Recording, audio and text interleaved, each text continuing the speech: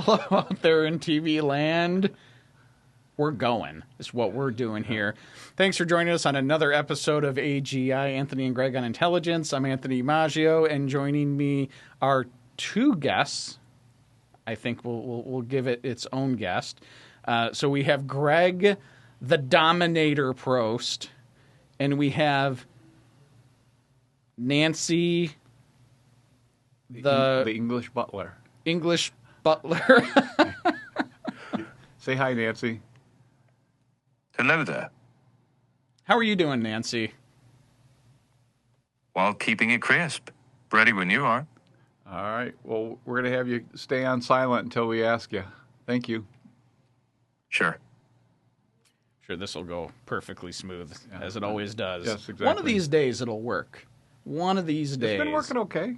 It's actually a lot better than it was before. That was actually hilarious before. But this is one of these things that if it can learn, what works and what doesn't. It's a large language model. I don't think so. No. Well, some of the memory, but I don't know if it has a memory on this. So. Well, right. All right, so second half episode, kicking off with some recent, we're trying to do use cases and examples and that sort of thing. So I got asked to go down. I was in New Orleans, Louisiana, last week for a couple days for a conference to present and talk about AI and wow them with this awesome infographics and podcast episodes that we have. And what's interesting is I talked to this group before. This is county treasurers, right? This is so this one was NACTFO. So it's the National Association for County Collectors, Treasurers, and Finance Officers. Okay, so that's the group. So mostly assessors, treasurers, and finance. That's the bulk of all of them. Counties around the country. Yes, yeah, counties. Yes. Yeah, county collectors, all counties across the U.S. And so I'd spoken to them before, and every time I go is, okay, well, here's the latest and greatest, what's going on, here are the tools, capabilities, use cases, and that sort of thing. So that kind of made me think a little bit about it, and I'm like, all right, well, maybe for this episode, we could do a little bit of like a toolkit style, okay? So what are you using, why are you using that with today, as of the recording of this episode? So I kind of ran through that last week, and so I thought that would be kind of fun because a lot of times, we talk about the AI, we talk about where it's going, headlines, but, sometimes we might have a couple examples, like we've done dashboards and the websites and some coding in that before, but what about just the general day-to-day? Okay. And we always get asked this question. Always. What are you using? Yeah. Yes, Nancy, you think that's interesting? Yeah, we don't need you going. So you need to be quiet, Nancy. Background noise. We just let Nancy just kind of like get it off Nancy's chips and just like say what you want to say. So we move on. Yeah. So my day to day in general, and part of the discussion, I go, okay, here's where I kind of am right now. And one of the examples is, I always have, almost always open. I have 4 tabs, okay? And I might not be using them, but I always have on my computer in the corner, I have a browser. I have 4 tabs open, and I have chat. So I got ChatGPT. I have Gemini. I have Claude, and I have Perplexity. And so those are I always have open. And when I have things that come up, I go to my little block of tabs, and sometimes I'll use just one. Sometimes I might use one, see what it is, then use a second. And sometimes if I'm really trying to get a good grasp on something, I'll use all of them for this exact same thing. And so, there's so many different AIs out there from all different countries. So I'm just going to stick with the ones I'm using day to day. So I'm just going to stick with those ones I just talked about. So, and I'm using the 3, but not Perplexity. Not Perplexity. Okay. Yes. And we'll use X sometimes just because it's so different. It is so different. That's a good use case. If I'm just like, I want something very different, then X for sure. Grok. And I actually like Grok the way lays out things a little bit better as well. I like the way it lays out things now. That, not necessarily so much lately. I'm not so sure. I think they're giving up a little bit here. I don't think they're throwing everything at it. No. I think they're going on provide the hardware and infrastructure. But it's interesting. It's still a good enough program, and it just comes at it differently. So, yeah. And so chat is, to me, why do I use chat versus the other ones? And this is how I try to explain why I use one versus another. And this is at the moment. So chat, to me, is like, are you going to go, whatever your question is, problem, concern, thing you're trying to do, is that something you're going to talk to your best friend about? Okay. And if the answer is, yeah, I'm going to go to my best friend and they can help me. Should I buy the car, lease the car? Should I look at changing jobs? Am I ugly? Am I ugly? Give it to me straight, chat. Yeah. Or not, because it's your friend. And so if it's something that you want to go to your best friend for, that's the item. Okay. And so we did an example in Louisiana, and I just thought of it like while I'm standing up there. I'm like, you know what? Why don't I show them what these differences are? I can talk about it, but let me show you. So I type in there. First thing that comes, actually, it's kind of scary that was the first thing that came to the top of my head. But I go, hey, so I hit the voice chat thing. And I said, hey, chat, I'm looking at quitting all of my jobs and everything I do, and I want to start a 50-foot inflatable cat business. That's the prompt. Rental. That was the prompt. Okay. I want to start a 50-foot inflatable cat business. Okay. And so imagine if you went to your best. That's actually a great demo prompt. Gee, thanks. We don't need to hear from you, Nancy. Not yet. I appreciate you. So the response you get is very much like your best friend, right? It's very comforting and reassuring. They don't know anything about any of the business. They're just like, oh, you seem really excited about it. And yeah, good for you. I think that's great. Who doesn't like 50-foot inflatable cats? Like, that's fun. That's the response. Okay. And so, right. And so thank you. Yes. And so, I'm like, it's reassuring. It's helpful that. So then I get Gemini up. So I'm going to just move over on my tabs here. So I go in Gemini. And what I tell people with Gemini is that's like your scientific friend. We all have some science geek friend somewhere, some very scientific person. And so the example I use is Big Bang Theory. So Sheldon Cooper, right? So anybody that watches Big Bang Theory, you got Sheldon Cooper. If you don't know who that is or have ever seen it, just think of like a really geeky best friend sort of thing. So I didn't re-speak any of it. I copied the prompt and I put it into Gemini. And I sent the exact same. So, hey, I want to start a 50-foot inflatable cat business. I'm thinking of quitting all of my jobs and starting this.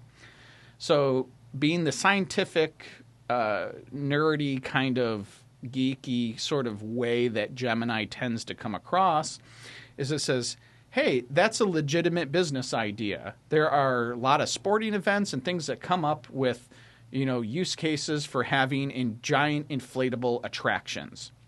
The very next part, it starts talking about you need, and I'm gonna misread this. I probably should just go find it, but that's fine. We're good on the discussion. So it comes up with you need to use a polytoluene material, polytoluene vinyl material that's with a tolerance of that's no less than 0.33 millimeters to 0.51 millimeters in thickness, so that you can not have to worry about abrasions, degradation, and made out of this type of material. It'll last through the UV light that it's going to have outside in the sun.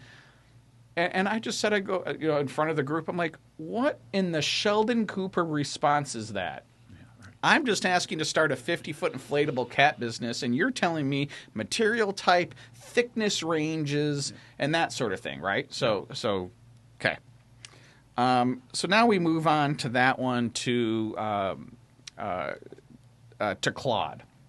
And what I tell people is Anybody that's maybe been in business or not, and this is a generalization. We're going to pretend that people are smart in this role. Think of it as a CEO.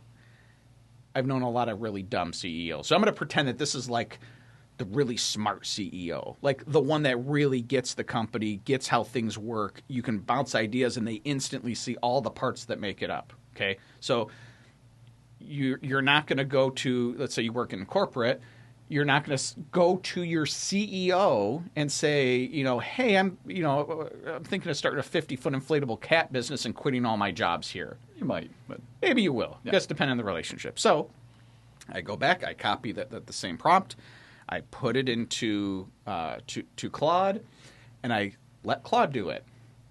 And some of the most notable things are, this is really interesting. I have questions. And so it starts. What kind of cat? With Where are you blowing this cat up? And what part of the anatomy do you use to? I think for this one it would be entertaining to read this to you guys. While you're doing, yeah. Do you remember how long each one took to answer? They were all almost instant. Okay. Yeah, very short. So here's it. And this is worth enough to pull up to read just so. Yeah. A 50-foot inflatable cat, this is Claude response, 50-foot inflatable cat business. Okay, I have questions, but first I respect the commitment to specificity, not inflatables generally, not novelty cats of various sizes, but 50-foot cats. Here's the honest take. Giant inflatables are actually a real industry. Advertising inflatables, event installations, parade balloons. Company pays serious money for attention-grabbing structures. A 50-foot custom inflatable that can run anywhere from $20,000 to $80,000 to manufacture. Wow! The rental business, even if you use only 0.3 tolerance. Apparently, maybe that's the 80K. 0.33 is 20. 0.51 is 80. Yeah. The rental supply business for big event pieces does exist, and it can be lucrative because the supply is very tiny.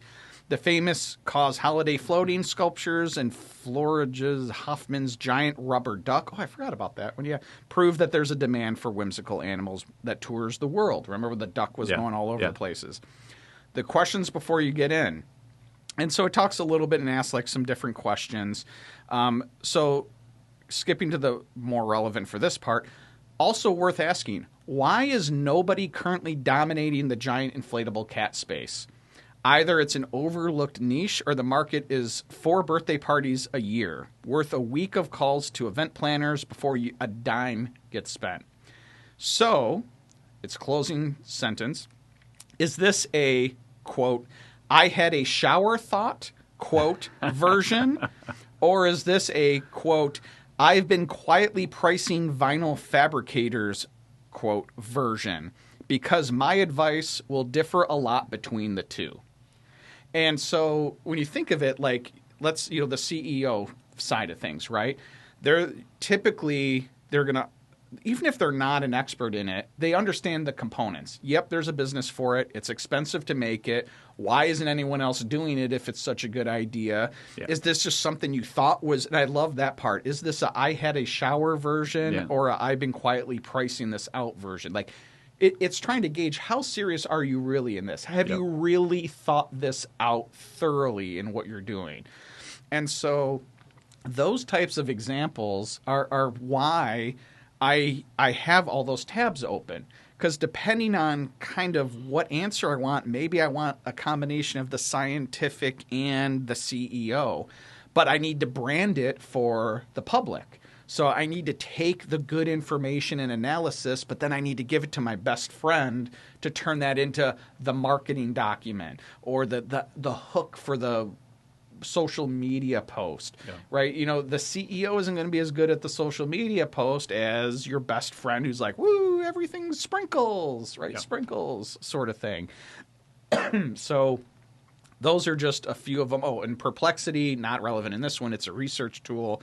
So if something, if I know it should have an answer, so like at the city, when we're researching fees, first question, what does everybody else charge? I know everybody charges fees for pick a topic. right? So I go to Perplexity and say, go find me all the fees within 10 miles of the city, and here's the breakdown. I want to know what do we charge for that others, what do we charge, what do others charge, what do they charge for that we don't charge for? Are there things we charge for that no one else charges for? Because we try to make it fair. Like, okay, maybe we have way too many things, and we've actually cut down on some fees and even what we charge for, because it's like, this doesn't make sense. Why are we even doing this? And so we that's kind of the Perplexity side. So those are like my basic foundational sides and kind of how I break out the different ones.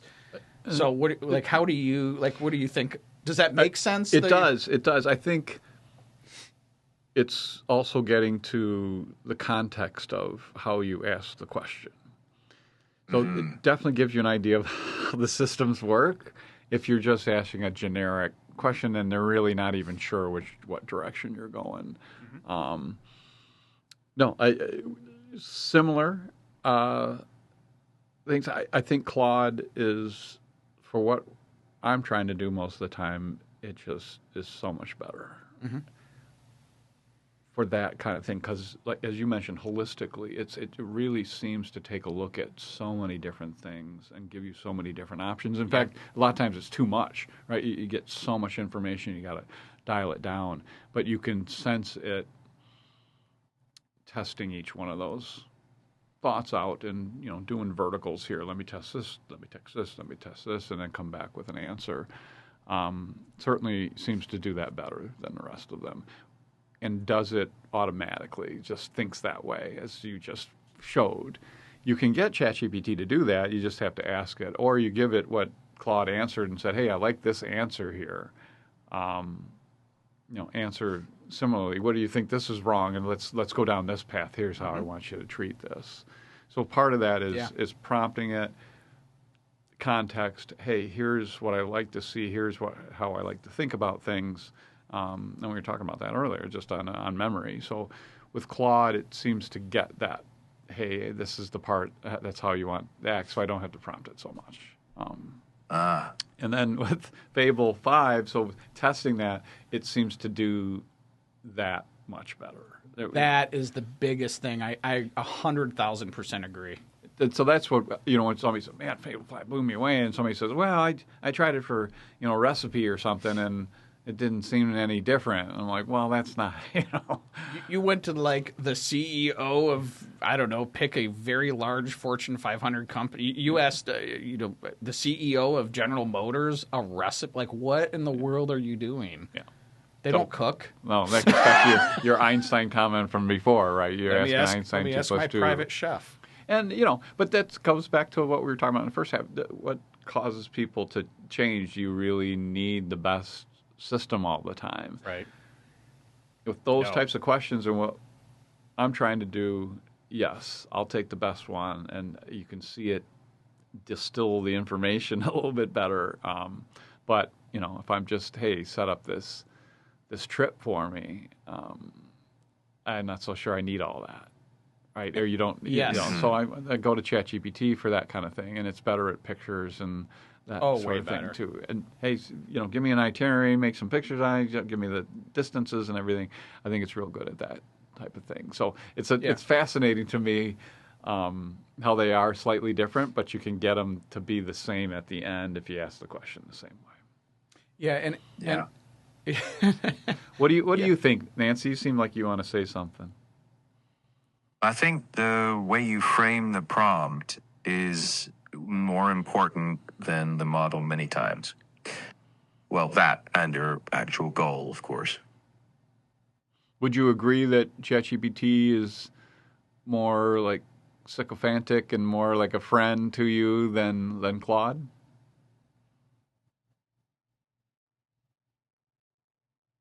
Broadly, yes, though I'd phrase it a little differently. ChatGPT often comes across as more conversational and encouraging, which some people describe as friend-like.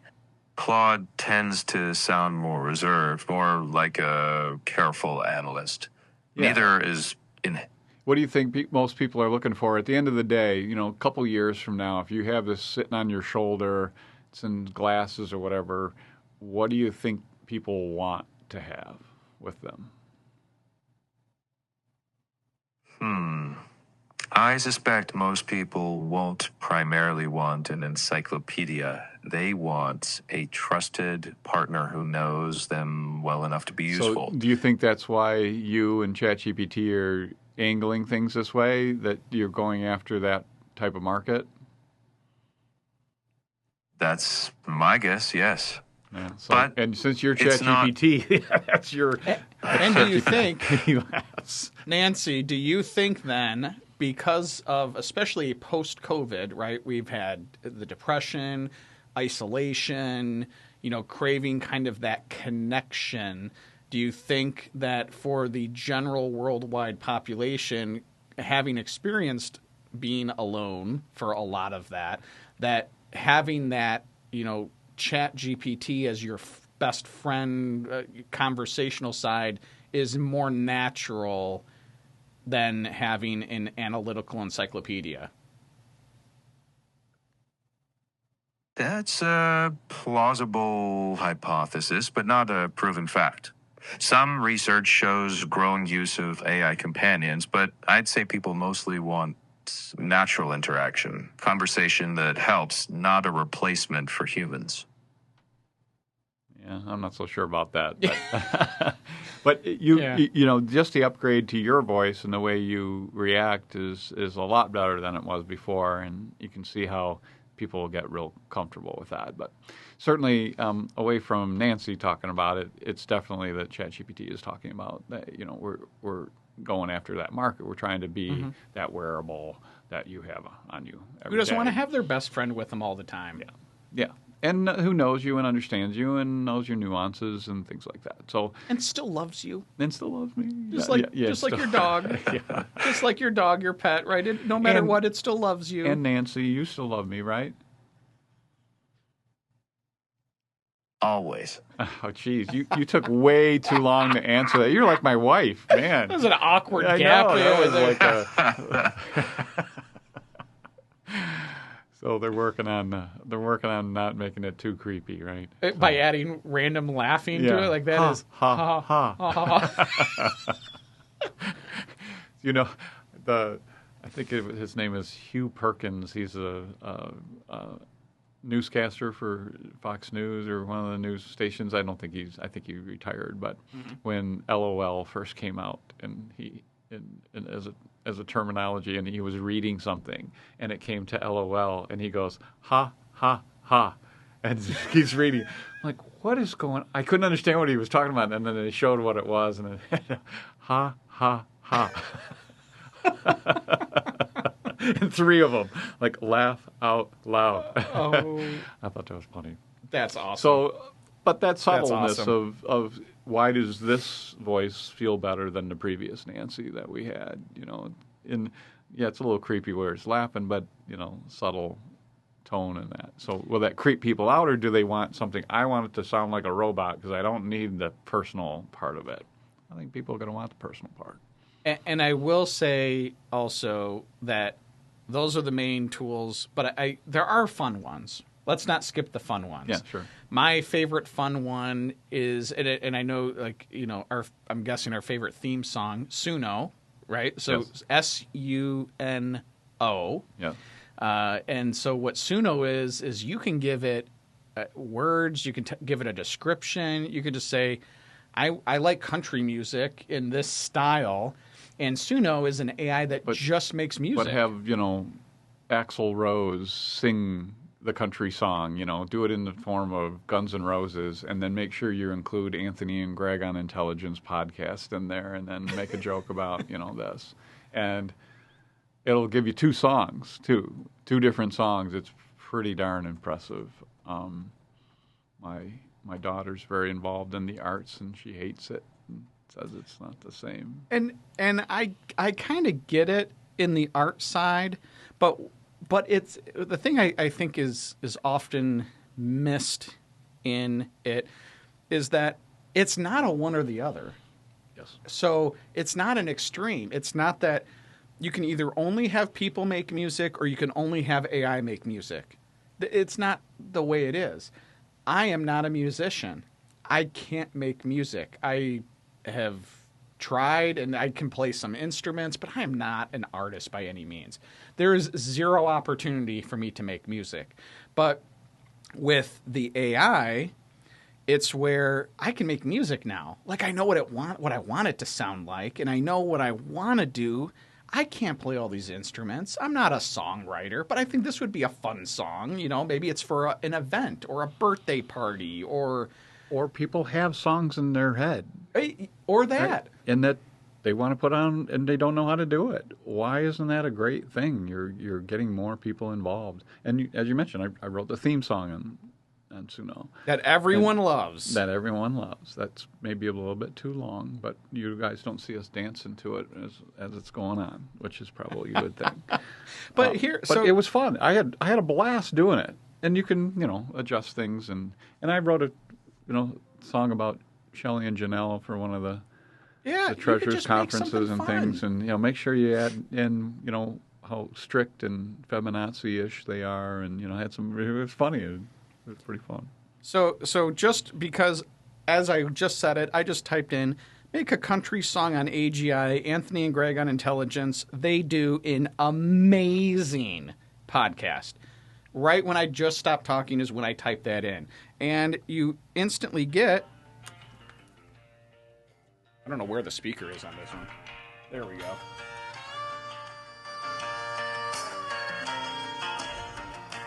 So I don't know much about AGI. He's good job, Nancy. I love Nancy is like, sing it, Nancy, sing it. I just shut Nancy off. So what are some of the lyrics? Just for fun, it was like I was driving home on a dusty back road, radio crackled, kept my mind on hold. Then Anthony and Greg came on the line talking about the future like a porch light shine. Awesome. Here's the chorus. Anthony and Greg, they got that spark. Anthony and Greg, they light up the dark. On that podcast ride, they make you think about AGI and the edge we bring. Anthony and Greg, yeah, that's the sound of a big idea rolling around. Love it. I mean, it's just, and you can make this stuff. Yeah, how fun is that? In no time, and it's just fun, and you could you want it as a rock song? Yeah. Change it to a rock song. Make it a rock song. You want it as a country. You want it as pop. You want heavy metal. And they let you do a bunch of songs for free. Yeah. So, if you just want to have fun, I got a whole bunch on here for my dog because it drives the kids nuts because they're like, why do you have all these songs about the dog? And I go, because he's my favorite family member. He still loves me. He's excited to see me come home every day. Just like Claude is in ChatGPT. But anyway, so something there's a lot of these fun little tools to do. There's Pix for Verse, which is one that does you can just take a picture and then say like I want we had Mike Pettigrew on the show.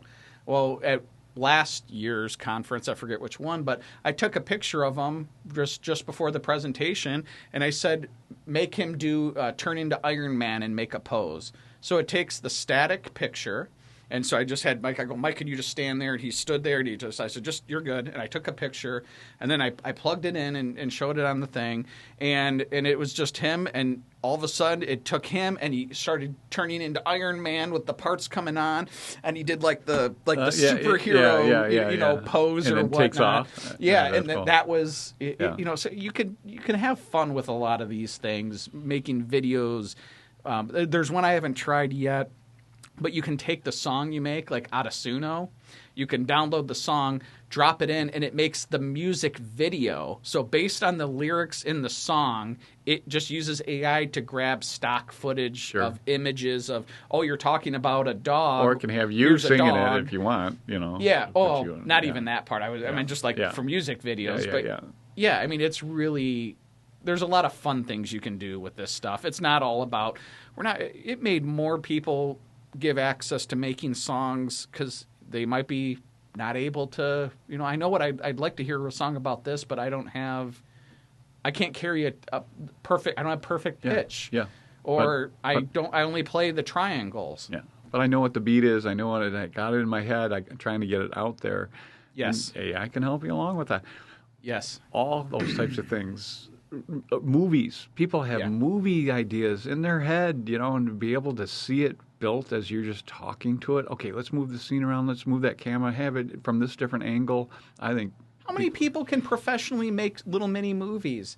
That's a small niche. But it might be more than we think. Right? Now that's what it I can meant. be, You're just finding that's all exciting. So the people in the arts that don't like that, it just doesn't make sense to me. It should get them more excited about it. And if you're worried that AI music's going to get, but maybe AI music is better than them, maybe that's what you're afraid of. If it is better, and I'm listening to AI music, and you're going to rip on me because I'm listening to something that if I didn't know it was AI, I wouldn't know any better, and it's bringing joy to my life because I found 10 great songs that really, really touch me deeply, or a movie that's just the greatest movie I've ever seen. I don't care if it's AI generated. I don't want it to be, but if it makes my life better, I just want a good story. Maybe you should make one. Yeah, and let's not talk about auto-tune, right? That the artists have been using for a decade or more, right? Where it fixes the auto-tune, so as they're singing, if it's supposed to be a B flat and you're a little off, it fixes it for you. Really, it's not even you singing anymore. Anybody that uses auto-tune, it's not even you anyways. But is that such a bad thing? Apparently it's not if you're the artist. Yeah. Maybe. I don't know. I'm trying to be open about this, that if you're producing something that people enjoy and you can make it better, why is that such a bad thing? And why are you singing into a microphone, man? That's electronics. It's not perfect information on there. It's not, But this is a tough one because the artists hate it, and I get that. I really do. Yeah. We talked about this once before. There are businesses that are buying events, so they're buying event centers and companies that run these things because they know that people are going to want to see a human being. So if you're a great singer, I think you're going to have more access to things, and people are going to enjoy more. And so you're singing a song that might be written by an AI that is a great song. I still think people are going to want to see people, human beings. So. And the same with music, that artists that don't write their own music get treated differently than the artists that write their music. Doesn't mean it's better, but I think people appreciate that, and you get higher accolades if you're standing up there playing a guitar and you wrote the song at the same time you're singing. So as you said, it's been around forever. Just disclose it. My favorite, I really don't care at all if it's a song, an image, a video, the ones they put in the beginning AI, or it's got a little AI thing in there. No, this was generated in part or both or whatever of AI. I think that's great. I don't mind watching it. At least I know you're not trying to fool me, right? There's so many videos where it's that's AI, and I'm just mad. Yeah. I'm just mad because you're oh, look at this shark attack, and you're that's not. What are you even? You're trying to pass it off. This is me singing, huh? No. Just say it. It's okay. Yes. We'll be entertained with you too. We're all entertained with it, but don't be dishonest. One last thing I'll say. I think we run out of time here, but just real quick, is that people are using it for is to write children's stories for their kids.